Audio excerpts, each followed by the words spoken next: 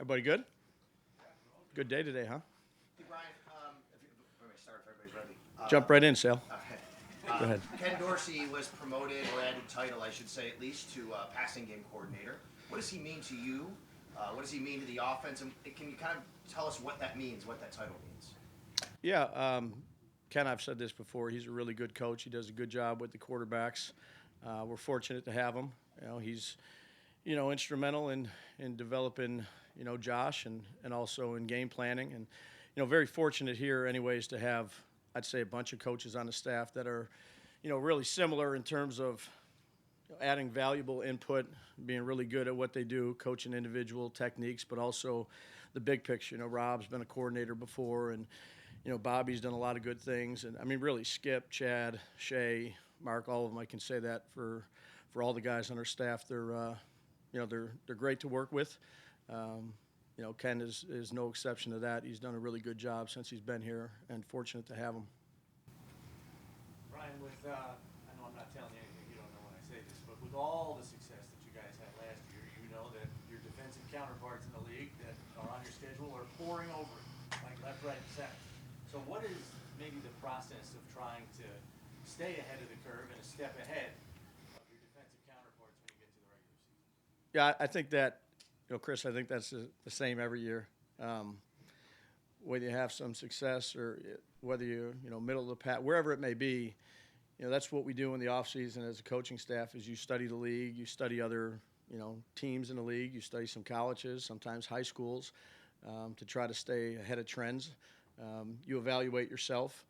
Really, like I told you guys this last year, we drafted Gabe. We didn't know exactly what we'd be. We're kind of in that mode right now where we're stringing good days together. I think we're better than we were 4 days ago. Certainly not where we need to be, and just trying to figure out what we do well too. Again, I'm not saying it's OTAs without the pads on, but as we get into the pad at work, I think that'll lead itself to helping us find out where we're at. Not to say that you lacked confidence before, but how much more confident or maybe comfortable might be the better word when it comes to play calling and designing plays because of the familiarity you've had with these guys over more than 2 years in some cases? Yeah, I do think that familiarity helps, but again, it doesn't guarantee anything. We're constantly trying to evolve, John. Again, what we did last year in training camp and kind of evolved through the beginning part of the year. We're a ways away from that. We're still, tinkering and doing some new things out here and seeing how they look, and that's what practice is for, right?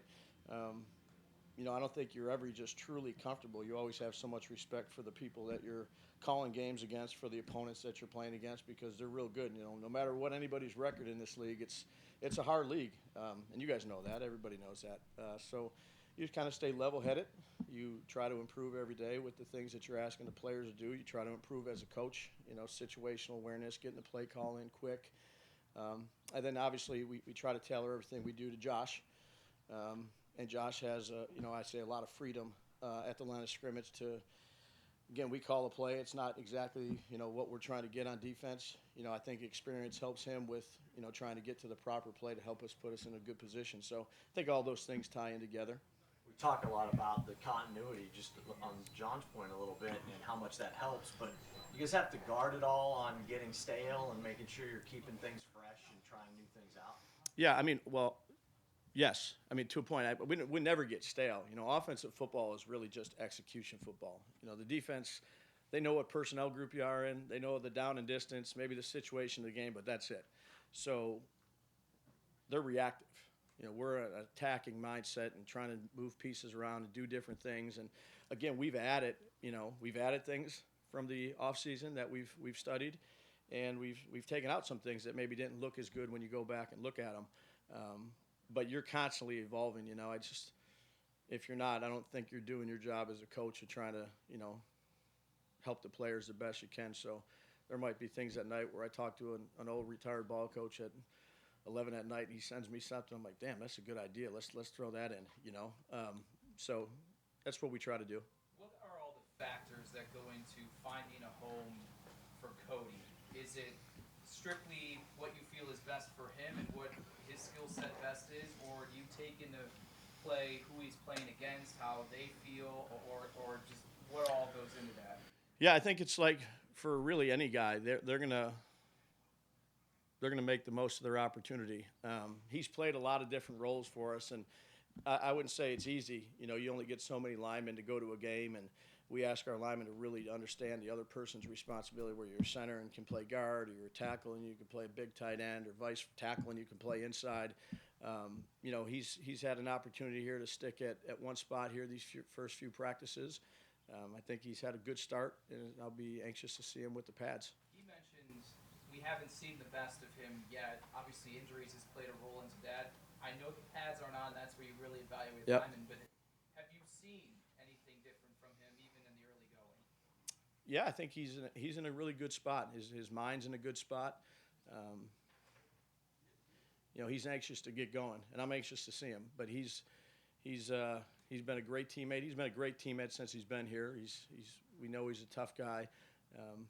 You know, putting him at this, he's playing guard right now, and he's been playing over on the right side. So we'll see how that goes. But there is continuity that helps when you're standing next to Darryl and you're in between Mitch. And you know, I think the world of him as a young man, and I think he's ready to go. So be good competition here in the summer months. How has Isaiah McKenzie evolved since you've had him? And were there specific things you maybe asked him or worked with him to have his game go to another level? Yeah, I think he's evolved a great deal. I'm not really interested in saying too many nice things about Isaiah because I love the kid. He can chap you a little bit. You all know him. He's a funny kid, but I think he's gotten better each year. But he needs to get a whole lot better. Let's say that. So that's just for him. Brian, there was a rule change in the offseason about the blocking below the waist rule. Yeah. And how much of a challenge does it become as a coordinator, as a position coach, to kind of reteach that and relearn it? Because it's pretty punitive if you guys get called for it. Yeah. That's kind of the way you've been blocking for a long time. Yeah. It'll be interesting to see how how it works out in games. It's going to be, I'd say, difficult. You know, it's a space game. A lot of this is a space game, or becoming a space game. You know, different than lining up in two backs and call it wad ball, if you will, just everybody jammed in together. Now you're space and you're throwing bubbles and screens, and we always try to tell the offensive linemen, don't try to out athlete the athletes. And that's when you can throw and cut on screen passes. You can't do that now, so. We have to do a really good job with our technique and our hands, and a 330-pounder, 320-pounder running out in space and trying to block a corner is not the easiest thing, but it's the same thing that goes along with the other side. You run toss cracks and things like that, and got big linemen. They used to cut the guy that's pulling for the defensive line or for the defensive cornerback, so they're throwing and cutting at the big guys. They can't do that either. So it's going to be a space game. They have to do a good job with their feet, keep their hands inside, and runners are going to have to do good too. Right, you spoke a little bit about you. No, I'm good. Thank you. Spoke a little bit about Gabe Davis a couple minutes ago. What level of play has he been showing over this past week? Yeah, well, I'd say all the way through the offseason OTAs. He's a pro. Very fortunate to get him where we got him. I think he's just, he'll continue to get better and better. I have a lot of confidence in him. Can play all the spots. He's one of the guys that Steph gets a down day or something, and you're always like, all right, Gabe, get in there. And you don't even tell him where he's at. He just goes in and knows it. Have a lot of confidence in him, and we're fortunate to get him there in the fourth round. And that kind of versatility is obviously one of his strengths. Yeah. Some things that you needed him to, I guess, tune up on this offseason. Yeah, well, look, at the receiver position is a tough position to play, particularly coming out of college. And I'd say he was a productive player for us last year with the role that we asked him to do. He has all the traits that you look for. He's really, really smart. He's tough. He's big, but he's got, I'd say, game speed. Maybe it's not a 4.3 40, but when he's running out there, he can get by guys. I think it's really helpful for him to watch guys like like Steph and Bees and Sanders and watch their body language and how they get in and out of breaks. I mean, he does a really good job of watching the guys ahead of him and then can emulate it. So we're fortunate to have those three guys ahead of him. And, I really like what Gabe brings to our team. Emmanuel Sanders talked about how adaptable he's been over his career and having, played with some very good quarterbacks. How have you seen that? Does that present an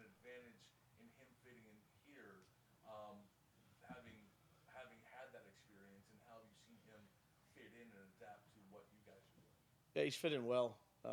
Smart veteran, has quickness, ability to learn, can play multiple spots, create separation, been productive, played with a lot of good quarterbacks. Has been a really good teammate since he's been here. I think he helps the receiver room in terms of the education of a young receiver too. Not that that's their job. Their job is to get open and catch the ball. But he's been a really good teammate, good addition. Happy we have him. Brian, it seems like Jake Kumero's had a pretty good start to camp. I think people might look at him and say, well, this is a guy who can offer size as a receiver. How much can he help in that way? But is it unfair kind of to pigeonhole him as just being able to offer that? Yeah, I think Jake's a good football player. Again, training camp is for all this, right? You want to see guys that are maybe, behind the top guys. You give a guy a day rest or another guy gets dinged up and see where those guys fall in and if they can do it because the more you can do, the more you can do in this business. He's done a good job for us, really as a receiver, but he's done a good job in the kicking game too. Be an important preseason game when we start preseason games for him. You mentioned Gabe with his being a pro. Yeah. How often did he walk in the door with that? Yeah. How often does that happen? Yeah, I don't know. It's again, every offense is different. Every offense is different to learn from college. But I just remember him, at the combine interviews there, we did it with him, and I was just when he left the room, you're like, man, that is a mature young guy that's got his head on straight, that understands football. How it translates to your system. It's not like we, I'd say we have a system you better study. We put a lot on these guys, particularly at that spot, and he's picked it all up. He's learned all 4 spots. That's not easy either. You're just standing on the sideline, you see a guy limping off, and you just throw him in there. I'm telling Josh, hey, put him at the Y here. Got it, and then he knows that role. He's, credit to his mom and his family and him. He's a mature kid, young man. Brian, at this stage of you being here and just this regime, you got to be versatile to kind of stick around. And a guy that really stands out in that way to me is Reggie Gilliam. Yeah. The guy that you brought in as a running back, plays some tight end, now seems to be back at that fullback spot. How has he come along, and how do you view him as a player? Just that versatile, like you said. We'll see. It'll be an important preseason for him. He's done a good job in the kicking game. We'll figure out if he has a role here on offense, and that'll be up to him, whether it's at fullback or moving around a little bit.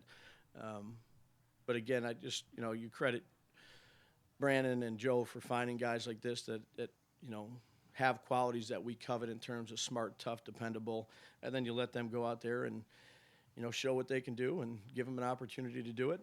This year much different than last year in terms of having preseason games. So, much like Jake and those guys, that's where kind of he falls in line. He's going to have to go out there and show it on a consistent basis. Brian, I know you were. Oh, yep. Dave's Josh goes to California every off season and has a list of things that he wants to work on. Yep. Him coming back here, I know you saw him in OTAs, and I know we're only a week through camp, but just him coming back here, do you notice anything different? I know you say you love how he's the same every year, but Yeah. in his 4th year, are you picking up on anything new from him? No, I mean he's the same guy he was since he's walked in the door in terms of his mental approach and how he was raised and his parents and the things he did when he was a young kid, and it's well documented. To talk about Josh's improvement or not Josh. I mean he's a consistent guy for us. He's the leader of our football team. He's got his hands all over this offense and his legs too. Fortunate to have him.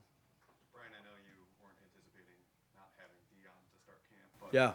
being able to get a good look at Spencer Brown Yeah. this early on, what have you seen from him? Kind of as advertised when he came out. He's big, he's long, he's athletic. Anxious to see when we get going here with the pads on. But, he's been rolling in and out. Bobby's been doing a good job of getting all those guys reps. Been happy with, these last 4 days. Again, he's gotten better every day. And that's all that these young guys can, that's all anybody can do. But has good skill set. He's got traits that we covet. Now it's our job to try to develop them the best we can. How do you feel about what you've seen from Zach Moss coming out of that? That guy, young man, has worked hard. Just getting back to this point, he's in here and working and rehabbing, and it's hard coming off an injury for any player, but particularly running back with your ankle, you're running, you're cutting. Now we'll see how it goes once he's getting bumped around a little bit, but he's done everything we asked him to do to try to get back to this spot right now, which is whatever 5th or 6th day of training camp. another guy we'll be anxious to see here come running in the preseason. I know we talked about balance in the spring and how, you don't necessarily, 50-50 isn't necessarily the goal if you're a lot better at one particular thing. What Yeah. have you communicated to the running backs about what it takes to stay on the field in an offense like this one? Gain yards. Gain yards, know who to block and block them in pass protection. I mean, we don't try to, like, there's not 50 million. I mean, there's always little things you can go ahead and work on and be better at. But, like, what's the job of a running back? It's to gain positive yards. They come in all shapes and sizes and, different types of speed. And when we hand you the ball, gain yards. And then know who to block and block them in pass protection. And for all our skill guys, it's real simple in terms of the passing game. Get open and catch the ball. We don't, those are the boulders that we talk about for those guys.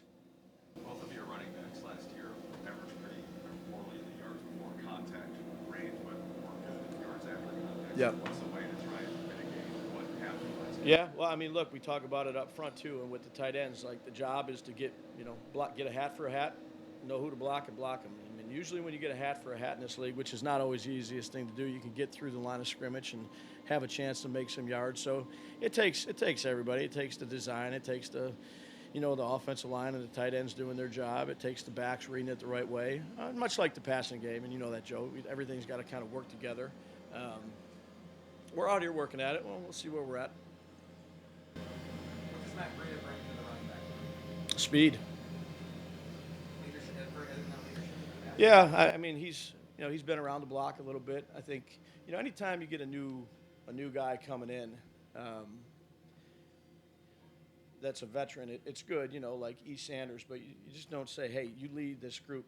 They're busy trying to learn the offense and pick it up. So offering little tidbits to younger running backs or whatever it may be, but really want to try to have them focus on their job and be the best they can be. It's just for Matthew, he's a good runner, but he's got some juice.